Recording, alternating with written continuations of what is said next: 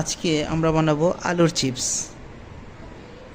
তার জন্য নিতে হবে আলু 1, 2 এবং 3। আমরা 3টা আলু ইউজ করব। এখন আলুটা কিছু কাটাকুটা করা হোক।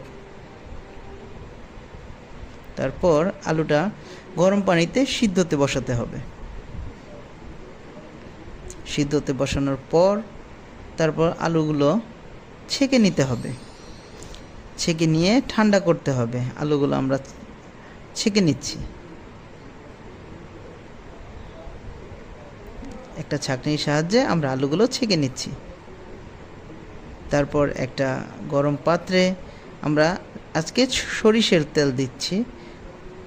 সরিষার তেলের ভিতর আলুগুলো ছেড়ে দিচ্ছি।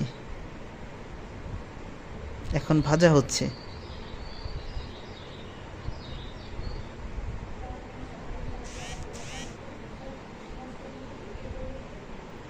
আলুগুলো ভাজা হচ্ছে, এর মধ্যে উল্টো পাল্টে দিতে হবে।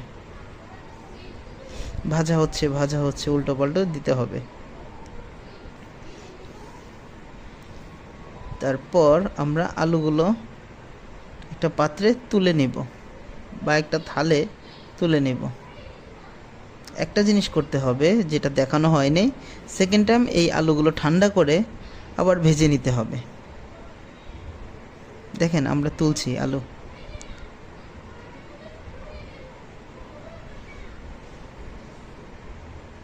আপনাদের সামনে পরিবেশন হলো এই যে আলুর চিপস।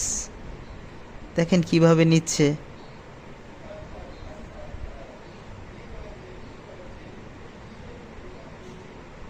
থ্যাংক ইউ, ধন্যবাদ।